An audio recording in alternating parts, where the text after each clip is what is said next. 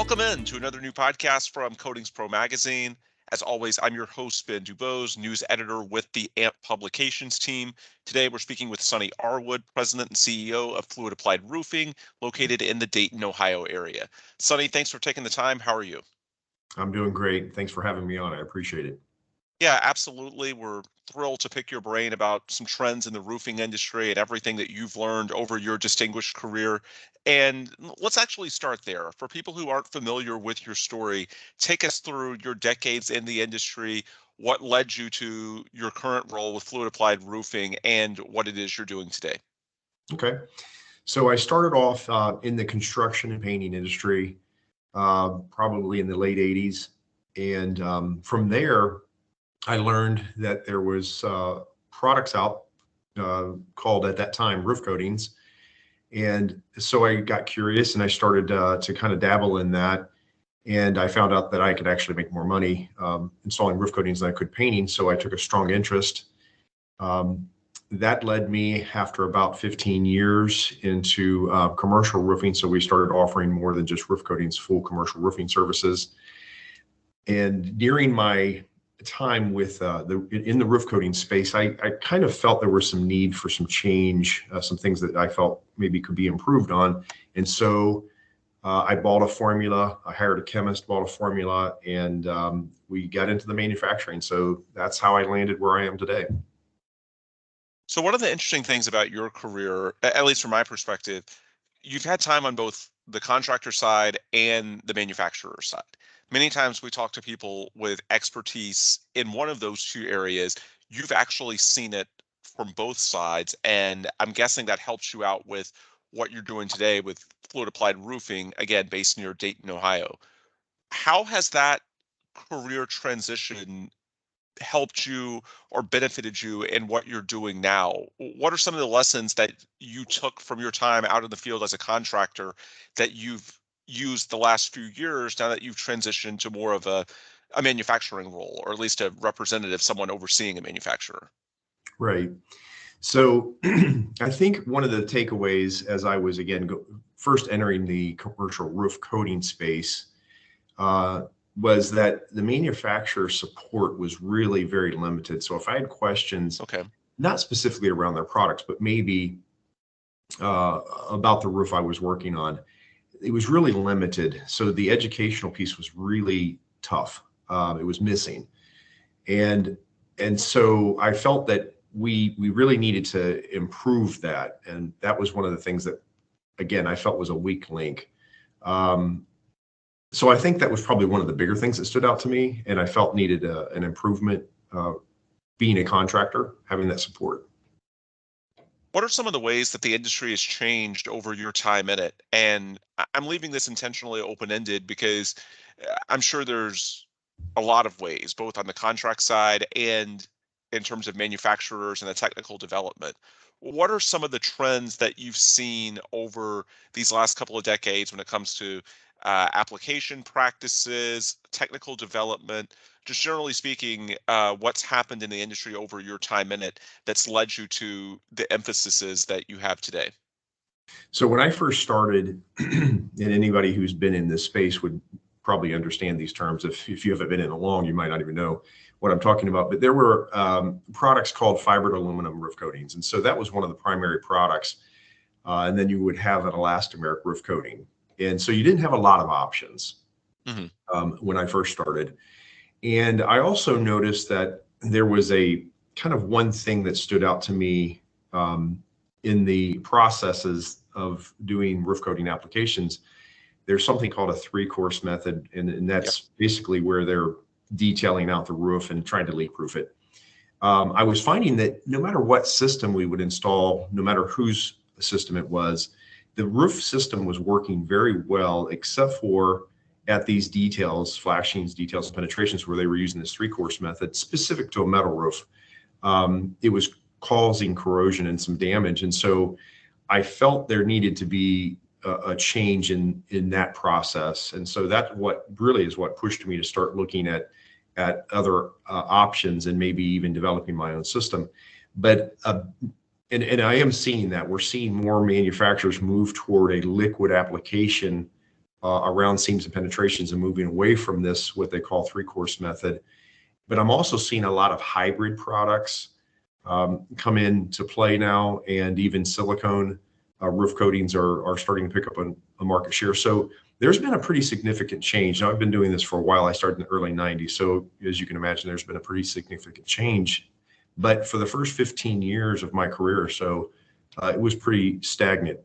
Everything seemed to be they were stuck in their ways, for lack of a better word. One of the things that I've heard when I talk to contractors out in the field and I ask them about their clients, especially the last couple of years, there's been a bit more of a move towards roof restoration because simply the rising cost and some of the economic challenges make it so much more difficult to justify a full-blown tear off and starting from scratch. So if you can potentially extend the lifespan of that roof an extra 5 to 10 years with a roof coating, that's especially advantageous in the current economic environment. Is that something that you've seen as well, that more people are taking a hard look at roof coatings simply because the economics on the client side make it a lot more difficult in many cases to do, a full-blown re-roof? Yes, and we'll be able to elaborate on that even more if you'd like. But yes, I mean it's somewhere in the 30 to 50% lower cost to go into a restoration process, and that's just the initial cost. Hmm. When you start to look over life cycle cost and the fact that a fluid applied or a roof coating is a sustainable system, so you don't actually have to tear it off. You can just redo it at the end of the warranty period, reinstall it. It's a significant savings to the customer. And I think, again, you ask about my career and what changes I've witnessed. When I first started, roof coatings, again, weren't really considered a roofing system. The reason we started kind of driving the term fluid applied roofing is because we want that perception to be, hey, this really is a liquid applied roofing system. Hmm. And so now we're able to compete. We're able to show the customers, the end users have actually been educated to this point now where they're seeing these systems as a viable solution, and they're looking for sustainability. So when you can bring all that and lower the cost, it becomes a win-win. So when you talk to the contractors that are actually out in the field in 2023 and trying to install some of these new roof coating technologies, what are their pain points? What type of feedback do you get from them in terms of what their needs are on the technical side? So really, again, it goes back to one of the things I mentioned earlier, having a manufacturer that understands commercial roofing. Because when they enter this space, depending on their level of experience in commercial roofing, um, and some of them have zero, some of them are painting contractors like I was, and so they have to learn. It's really good to have a manufacturer that understands commercial roofing to support them and be able to answer those questions that they have about the roofing surface or substrate they're working on. If the manufacturer can't provide that support to them, they're left trying to find that answer on their own. And that can cause problems. It can cause issues with the installation. They might install the roofing system when they shouldn't be, when it should be a tear off and replace. And so one of the things that I encourage contractors to do is find a manufacturer to work with it that can answer those questions for you and help guide you. I say this all the time to our sales reps. We're not interested in buying roofs. We're interested in restoring them and making them a viable roof again. Hmm. And what I mean by that is if that roof is so far gone that it needs replaced, then let's tell them to replace it. So that educational piece is, I think, critical. And that's what I would tell contractors. Find a manufacturer that understands the roofing industry so they can support you. By the way, what's the geographic reach for your business? What's the areas that you generally work in? So our fluid applied roofing actually sells products all over the continental US. Okay. Yeah, so coast to coast. Okay, cool. Yeah, I didn't realize that the distribution was that wide. That's Yes. impressive. Yes. Talk about your business and how the products you've developed can really meet those challenges that you were just referencing. For example, how does the technology that you all have when you're distributing these products, how does that mesh with the marketplace demands and what the contractors and clients need? So we have a hybrid technology, and I mentioned that earlier.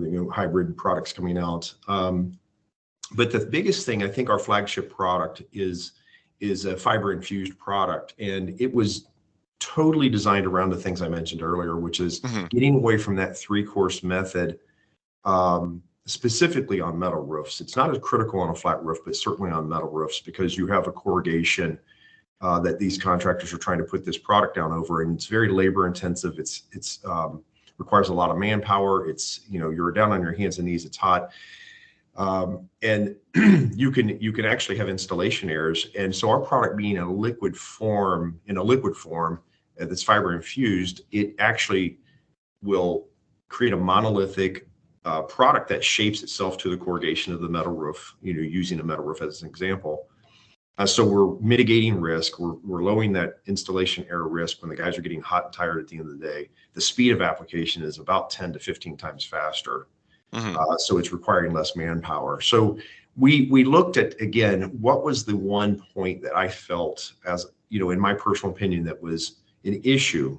And I've already mentioned that I felt the products were doing a great job restoring and protecting the roof as a whole, but we needed a change there. So we developed a product that would mitigate the risk and increase speed of application. And I'm seeing a trend around that now. I'm seeing other manufacturers that are bringing out liquid applied applications Hmm. and moving away from that three-course method as well. So walk us through the timeline of this development. You've been at Fluid Applied Roofing since 2016, correct? 14. 2014. Okay. So nearly a decade. What's Yes. been the timeline in terms of, I guess, developing the technology, getting it to market, actually distributing it to the continental US, as you were saying a few moments ago? What has the last few years been like in terms of the actual rollout of the business? So when we have initially, bought the formula and started to work with it, I used it inside my own commercial roofing company. Okay. Because I didn't want to take it to market until I had fully tested it in real world application, even though we'd been through all the accelerated weather testing and other testing that was required. I felt that real world application is really where you get a good feel. So we used it inside our own business organization until 2019. And then late 2019, we went to market. Okay. As luck would have it, COVID hit in 2020. Right. And of course, that threw everyone for a spin and a loop, because there was so much uncertainty around the not only people's health but the economy and what was going to happen. And then in 2021, we end up with major supply chain issues. And as a new manufacturer, I don't probably have to tell you this, but when you don't have a significant amount of buying history, getting raw materials when things are on force majeure, Hmm. allocation made it very tough. And what our team had to do was we literally went and met with manufacturers and suppliers, the distributors and the manufacturers. We didn't go just to the distributors, but we had to find a way to overcome these challenges that we were facing with no real buying history. And we just felt we had a compelling story, that we had a great product that was going to be kind of revolutionary and industry Hmm. changing, and that it would be good to be one of our partners. And we didn't just sit back on our heels and accept the fact that they were saying, "I'm sorry, I'm not sure how I can help you." We literally, as they say, grabbed the bull by the horns, and we went after this market. And we were able to convince suppliers to take us on, and manufacturers to take a hard look at us. And that enabled us to continue to manufacture and supply through these supply chain issues. Have you seen that easing at all the last couple of years? It's sort of an interesting spot in that those pressures aren't new the way they were in late 2020 and especially 2021, when it just felt like the entire industry sort of panicked over it to a degree. Have those eased at all, or is it a matter now that folks are just becoming more used to that environment and operating within it? So I do see it easing. Okay. The supply is getting better. We're not seeing the the lead times as long as they were. In some Okay. cases, you couldn't get materials. So yes, it's absolutely easy, and that's not just in the flood applied market, but even in the commercial roofing market as a whole, because that was one of the things that really pushed a lot of business into the flood applied market Hmm. was traditional commercial roofing products, ISO and TPO and other things, UPDM, unavailable fasteners. You just couldn't get them. I was seeing lead times 8 to 10 months, and so that really pushed a lot of business into the roof coating or flood applied market. So those who were able to provide and manufacture products, their businesses grew, and ours, we were one of those businesses that actually excelled through that. So what are some of the expectations and goals for you over the next few years now that you're seeing the market get a bit more friendly in terms of the financial headwinds easing a bit? What is the goal for you all over the next few years? What is realistic as far as your growth and what you're hoping to do in terms of building your business with contractors? So our plan is to kind of stay in this educational Okay. mode of really trying to help contractors when they enter our business and start and decide to join our team. Is just, and I would encourage any manufacturer to do this and any contractor to ask for and request this. That continued education, I think, is critical. And then new products. We are always looking at new products, new technologies. We want to make, we're in a labor supply issue. I think that's one of the things that has not cleared up, and I'm not sure when it's going to clear up. I hear this from contractors constantly. They're trying to find people, trying to find good people. And so as a manufacturer, what we want to do is, while they're struggling with that, we need to find products that will make the application easier and require less manpower or labor. Mm. And then we appear right now to be on track to have another over 100% growth again. So I think if we just continue to focus on what the contractors are telling us they'd like to see, develop those new technologies and continue to educate them and just be a support system for them, that's how we're going to win. What's your advice for someone that's relatively new to the space, be it on the contracting side, the manufacturer side? We always ask on these podcasts, what would you tell someone that was in your shoes from early in your career that's just getting involved now in the 2020s? Obviously, the landscape is different compared to when you started out in the 90s. So, with the benefit of your experience and knowing the marketplace now, what types of things should people new to the industry be looking at doing if they want to, potentially put themselves on a similar trajectory to the rise that you've had in the business the last couple of decades? So I think, one of the things, my takeaway from what we had to all face again, going into COVID and supply chain issues is always be proactive. No is just not acceptable. Hmm. You've got to find a workaround. Don't wait. I know, unfortunately, I do know some people that kind of sat back on their heels and they waited for things to clear up, and it really damaged their companies. And another thing is, and I've always ran my business this way, and this is how I live my life, is I always listen to people who've been there, done that, experienced it. I try to learn, and just grow from those types of things. So, build a support team around yourself. Find people that have already been there and done that, and try to avoid pitfalls that are very avoidable if you, again, surround yourself with people that have experience that you do not. That's Sonny Arwood, President and CEO of Fluid Applied Roofing. Sonny, before we wrap up, is there anything we haven't covered that you'd like to throw out there to our audience? It can be advice, perspective, outlook for the industry. Basically, when you're talking to people out in the industry, what are some of the, I guess, the key talking points in 2023? What's on your mind these days, and is there anything that you think our audience could benefit from hearing from your perspective? Well, again, you mentioned that there's a cost benefit to fluid applied roofing applications, roof coatings. Hmm. I would encourage any contractor that is not in this space to take a good look at it. I know contractors that are, they have awesome careers. They're making great money, have good time with their families. And so this is a good market to be in. It really is, and the growth has just been tremendous. I see it as a market that's going to continue to gain market share, and it's because people are looking for sustainability. They're looking for systems that are easy. These systems are non-disruptive. When you go into a building, you mentioned tear off. Tear off can create all kinds of problems. You can end up with water, coming in. A storm comes over while the roof's partially open. It's very disruptive to a business. This is a non-disruptive way to get your roof back under warranty. And these systems now can go from 10 to all the way up to 20-year warranty. So very, beneficial to look into this. So if you're a contractor and you're not in this space, take a look at it. I think it's going to be well worth it.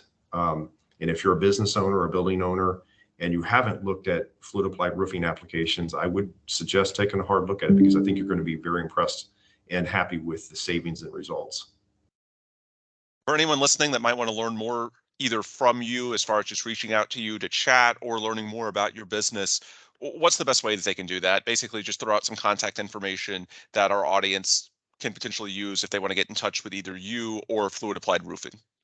Yeah, so our website actually is in the process of being rebuilt again, but we do have one there now. It's fluidappliedroofing.com, and our toll-free number is 855-860-2300.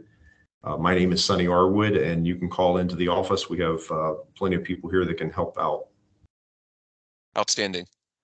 Folks, this is where we will wrap it today. For Sonny Arwood, I'm Ben Dubose, news editor with the AMP Publications team.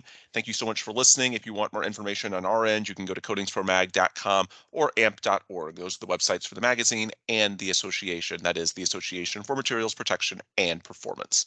With that, we'll wind down. Thanks for tuning in to another episode of the Coatings Pro Magazine interview series. We'll be back soon with more.